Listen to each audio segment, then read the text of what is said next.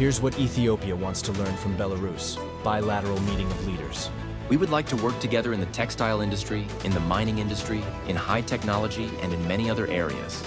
Mr. President, let me once again assure you of our interest in learning from you and developing our relations. I am very pleased to meet you. I hope that our interaction will be mutually beneficial and successful.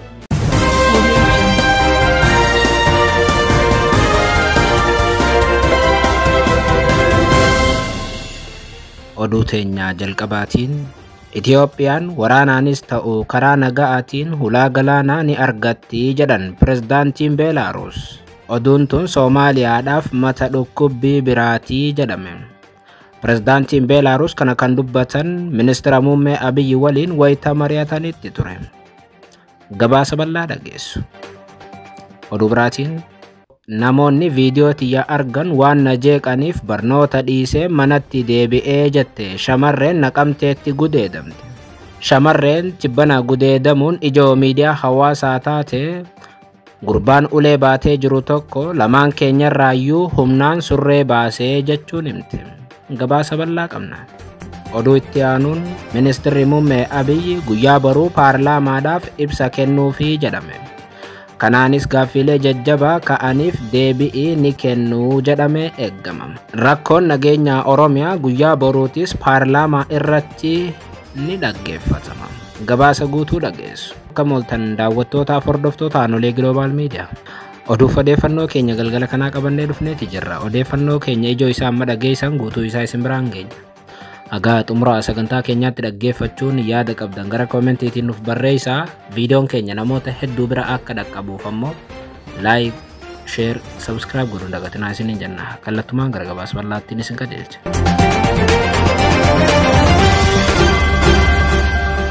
Oduu teenya jalqabaatiin Itiyoophiyaan waraanaanis ta'u karaa nagaatiin hulaa galaanaa ni argatti jedhan Pirezidaantiin Beelaaruus. Oduun tun Soomaaliyaadhaaf mata dhukkubbii biraatii jedhame. Ministeerri Muummee Itiyoophiyaa Abiyyi Ahmad walga'ii BRICS Raashiyaa magaalaa Kazaanitti gaggeeffameen cinaatti gaggeessitoota biyyoota adda addaa waliin dhimmoota siyaasaatii fi diinagdee irratti marii taasisaniiru. Isaan keessaa Pirezidaantii Iraan Masuud Pezeshkiyaanii fi Pirezidaantii Beelaaruus Aleksaandar Lukaashenkoo waliin mari'ataniiru. Ministeerri Muummee Abiyyi Pirezidaantii Beelaaruus Aleksaandar Lukaashenkoo waliin yeroo mari'atan akka carraa ta'ee biyyi keenya akkuma biyya keessanii hulaa galaanaa hin qabdu jedhan Lukaashenkoon. Tajaajilli oduu biyyaalessa Beelaaruus beeytaa jedhamu Ministeerri Muummee Abiyyi maricha irratti teessuma ishee irraa kan ka'e rakkoon nu mudataa jiru Beelaaruus ni hubatti jechuun gabaaseera. Waa'ee dhukkubbii keenyaa beektu isinittis akkasuma dhaga'ama. Kun dhukkubbii hulaa galaanaa dhabuutii jedhan Abiyyi. Itiyoophiyaan biyya bishaan dhugaatii qulqulluu qabdu ta'uu himuun olloota ishee bishaan dhugaatii barbaadaniif karuma nagaa akka dhiyeessituufis himaniiru jechuun gabaase. Miidiyaan kun haa ta'u malee olloonni keenya bishaan keenya qulqulluu dhugan hulaa galaanaatii fi hulaa garba bishaanii akka argannu hin fedhan jedhaniiru jechuun miidiyaan kun gabaaseera. Hulaa galaanaatii fi hulaa garba bishaanii argachuu fi qabeenya jirutti karaa walqixa ta'een fayyadamuu qabna irrattis wal dhabuu hin qabnu jechuun akka dubbatan miidiyaan kun gabaaseera. Beelaaruusis haala wal fakkaataa keessa waan jirtuuf gaaffii keenya ni hubatti biyyoota ollaa keenya waliin qabeenya jirutti karaa walqixa ta'ee fi nagaa qabuun waliin itti fayyadamuu qabnaa jedhan Ministeerri Muummee Abiyyi wayita Pirezidaantii Beelaaruus waliin mari'atan. Pirezidaantiin Beelaaruus Aleksaandar Lukaashenkoon gama isaaniitiin dhimma rakkoo hulaa galaanaa dhabuu kana lammiileen biyya keenyaa ni hubatu jedhan. Pirezidaanti Lukaashenkoon Itiyoophiyaan hulaa galaanaa argachuun dhimma yerootii jechuun dubbatan. Olloonni Itiyoophiyaa kana hin hubanne gowwoota jechuu isaanii tajaajilli oduu Beelaaruus beeytaan gabaaseera. Gabaasichi yaada pirezidaantichaa keessaa fudhachuun akka gabaasetti olloonni Itiyoophiyaa dhiyoottis ta'u bubbulanis karaa waraanaatiinis haa ta'u yookaan karaa nagaatiin Itiyoophiyaan akka hulaa galaanaa argattu hubachuu qabu jedhan Pirezidaantiin Beelaaruus. karaa nagaa osoo ta'e silaa namatti tolaas jedhaniiru pirezidaantiin Beelaarus Aleksaandar Lukaashenko. Beelaarus ollaa Raashiyaa yoo taatu biyyoota akka Yuukireen, Lutaaniyaa, Raashiyaa fi Poolaand faa'iin marfamtee waan jirtuuf ulaa galaanaa hin qabdu. Lukaashenkoon gaggeessitoota biyyoota Awurooppaa keessaa isa yeroo dheeraaf aangoo irra ture yoo ta'u, erga bara 1994tti aangoo qabatanii haga har'aatti pirezidaantii Beelaarus ta'uun bulchaa jiru. Itiyoophiyaan ulaa galaanaa argachuuf erga Somaaliilaand waliin waliigaltee mallatteessiteen as gaanfa Afrikaa keessatti muddamni jabaan dhalateera. Soomaaliyaan erga ofiin of bulchuu jalqabdee waggoottan 30 darbee Somaaliilaand qaama bulchiinsa kootiitii jettee amanti. Dubbiin amma pirezidaantiin Beelaarus dubbatan kun Soomaaliyaadhaaf mata dhukkubbii yoo ta'u, dhimma kanarratti Moqaadishoon ammaaf waan jette hin qabdu.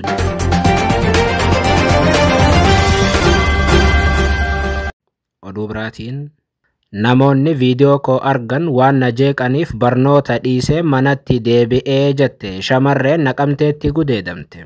Tibbana magaalaa Naqamteetti barattoonni lama wal cinaatti gudeedamuun ijoo miidiyaa hawaasaa ta'ee ture. Dhimmichi guutuu Itoophiyaatti dheekkamsa guddaa kaaseera. Haleellaa saalqunnamtii tibbana raawwatame kana hordofee BBC'n har'a gabaasa bal'aa hojjeteera. Magaalaa Naqamtee mana barumsaa tokkotti barattuu kutaa 7ffaati. Isheen takka tan gudeedamte. Umriin ishee reefu ganna 15 guute. Ijoollee shamarranii lama bakka takkatti gudeedaman keessaayis takka. BBC'n Afaan Oromoo yakki kun yoomii fi akkamitti akka raawwatame dhiibbaa eegasii booda shamarree kanaa fi maatii ishee irra ga'e irratti ishee fi maatii ishee irraa iyyafachuun gabaasa bal'aa qopheesseera. Nageenya miidhamtuu kanaatiif jecha maqaa fi iddoowwan muraasni eenyummaa isaanii ibsuu danda'an jijjiiramaniiru. Barattuun kun ganna 18 kan hin guunne waan ta'eefis gaaffiif deebi'ii kanaaf BBC'n hayyama maatii ishee sagaleedhaan fudhatee akka jiru gabaasa isaa keessatti kaaseera. Biliseen yookaan ammoo maqaan isii nageenyummaa isiitiif kan jijjiirame maatii isheetiif intala quxxisuudha.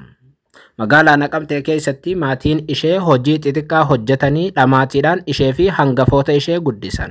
Biliseen dubartoota gudeedaman lama keessaayis ishee tokko. Isheen ganna 14 fixxee ganna 15 erga jalqabdee reefu ji'a muraasa guutti.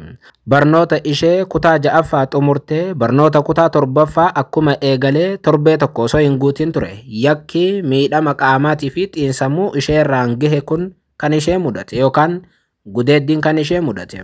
Barnoonni reefuma jalqabee hiriyyaa isheetii wal cinaatti gudeedamte. Yakki saalqunnamtii irratti raawwatamu hordofee Biliseen akka jettutti hiriyyaa koo wajjin osoo gara daree deemaa jirru ani dhaabbadheen mucaa tokko dubbisaa ture jetti. Warri amma yakka kana nurratti raawwatan kun nu ilaalaa turanii jechuun haala guyyaa sanaa himti Biliseen tan maqaan ishee jijjiirame. Gaafaan gurbaa duraa sun dubbisee deebi'aa jiru ijoolleen kun lamaan dhufanii asiin deebinee asiin deemna jedhanii gara laga indaastirii jedhamu tokko akka deemnu nu gaafatanii jetti Biliseen. Ani nan dide tan jettu dubartiin yakki saalqunnamtii irratti raawwatame tun isheen hiriyyaa kootii sun ammoo rakkoo hin qabu haa deemnu jennaan walumaan kaanee dhiirota lamaan kana faana deemnee jechuun himti. Imala dheeraa keessa dhiironni lamaanii fi shamarran lamaan kun lafa bosonaa akka gahan kan himtu Biliseen daandiin kun gara safara keessaniitti isin baasa jennaanuma waliin deemnee jetti. Lafa bosonaa sana geenyee jennaan inni tokko isa tokkoon bosonatti haaseennu jedhan jechuun dubbatti. Waansaa akka muudii wayitii hin beeku kan jettu shamarreen Biliseen tun ani hin goru jedheen didee jechuun dubbatti. Achi harkisanii bosonatti nu gorsiisanii jechuun haala itti yakki kun irratti raawwatame himti. Ijoolleen loon tiksan viidiyoo hedduu waraabaa turan kan jettu Biliseen yeroo dargaggoonni dhiiraa lamaan Bilisee fi hiriyyaa ishee kana dirqisiisanii gara bosonaatti harkisanii seenan ijoolleen loon tiksanii fi safarichumaa ta'an baay'inni isaanii gara 15 ta'u achi jiraachuu himti Biliseen. Ijoolleen 15 osoo nu gubbaa dhaabbatanii gudeedamnee jetti dubartiin tun. Ijoolleen loon tiksan achi keessa turan kun baala wa'ii afanii silkii isaanii baafatanii ta'aa malee nuun jechuun nu eegalanii jetti. Warri nu fuudhanii deemanii fi ijoolleen loon tiksan kun wal beeku kan jettu Biliseen ijoollee safara tokkootiis jechuun dubbatti. Ijoolleen bosona keessa turan kunneen hundi viidiyoo isaa waraabaa turuu kan himtu Biliseen dhumarratti filannoo lama akka isaaniif kennanis ni dubbatti. Qunnamtii saalaa raawwattanii nagaan galuu yookaan reebamtanii qullaa keessan galuu wayyaa jedhanii filannoo lama nuuf kennanii jetti Biliseen. Tokko ulee baatee kan jiru lamaan keenyarraayyuu humnaan surree nurraa baasee jetti Biliseen. Ergasii bakka ijoolleen hedduun viidiyoo waraabanitti yakki gudeeddii kun ishee fi hiriyyaa ishee sana waliin wal cinaatti akka irratti raawwatame himti Biliseen. Ijoolleen yakka kana isaan irratti raawwatan ijoollee baajaajii oofan akka ta'anii fi safarattis kan wal beekan akka ta'e dubbatti Biliseen. Gudeedamuu caalaa miidhaa viidiyoon dhaqqabsiise. Biliseen yakki gudeeddii viidiyoodhaan deeggarame kun erga irratti raawwatame torbee tokkoon booda gara daree barnoota isheetti deebitee barnoota itti fufuuf yaaltee turte.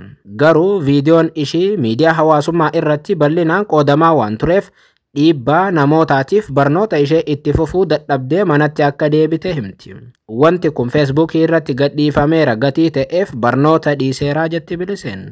Gadiis hin ba'u akkaan itti bakkee keessaas deemu hin qabu jetti. Ani baradhee nama guddaa ta'uun hawwa ture kan jettu shamarreen tun amma kaniin barbaadu warra akkanatti nu gudeede kana seeratti dhiyeeffachuudha jetteetti.